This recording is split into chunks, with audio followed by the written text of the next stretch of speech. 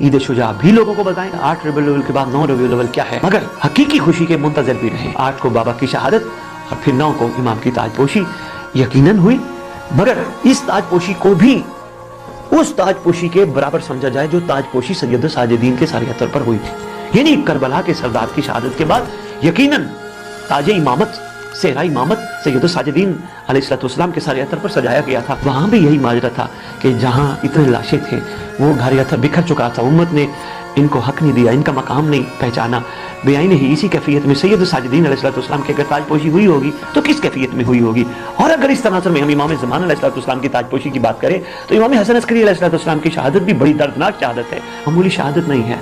तो बेआईन ही एक कैफियत का अंदाजा करें कि जिस घर में सोग हो, गम हो, दुनिया की तरफ से दुश्मनों की तरफ से घर में छापे पड़ रहे हों और एक छोटा सा कमसिन शहजादा हो जिसका सिन अतर 4.5-5 साल का हो, उस शहजादे की या उस शहजादे की वालिदा मुअज़्ज़िमा कायनात की क्या कैफियत होगी।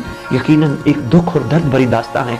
इमाम ज़मान अलैहिस्सलाम के बाबा की शहादत भी ताजपोशी इमाम ज़मान अलैहिस्सलाम की मुबारकबाद देने से पहले ये ज़रूर सोचना है कि किसको हम ताजपोशी की मुबारकबाद दे रहे हैं, कि जो पहले ही गमगीन है, जो पहले ही दुखी है, उनको हम मुबारकबाद दे के शायद कहीं मजीद दुखी ना कर दें। एक दिन पहले हम कह रहे हैं मौला आपके बाबा की शहादत का बड़ा अरमान है, हम चुप जुलूस निकाल रहे हैं, चुप ताज़िये निकाल रहे हैं, हम खामोश मातम कर रहे हैं, मुंह पे मातम कर रहे हैं, सीने पे मातम कर रहे हैं, अगले दिन हम ताजपोशी इमाम की मुबारकबाद दे रहे हैं।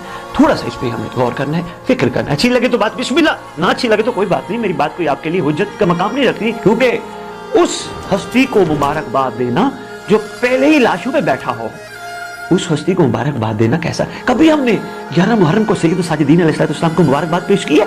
कभी भी नहीं, हमारी हिम्मत ही नहीं होती, हमारी जुर्रत नहीं होती। इस तनाजुर में देखें इमाम ज़मान अलैहिस्सलाम को पूरे घर का दर्द है। अल्लाह करे हम सबकी दिल की आंखें खुल जाएं, इमाम ज़मान अलैहिस्सलाम की कैफियत को महसूस करें। बादशाह इस वक्त मुरक्का दर्द बन के बैठे हैं, एक दर्द नहीं पूरे घर का दर्द है सरकार के पास। कभी किस चीज़ को देख के रोते हैं, कभी किस चीज़ को देख के रोते हैं, कभी किस चीज़ को देख के रोते हैं। तो इस हवाले से मैं यही अर्ज़ करना चाहूँगा, इमाम ज़मान अलैहिस्सलाम को ताजपोशी की मुबारकबाद देने से पहले सोचिए ज़रूर। बादशाह बहुत दुखी है, बादशाह की जो कैफियत है वो नाकाबिल बयान है, मवालिया ने हैदर करार।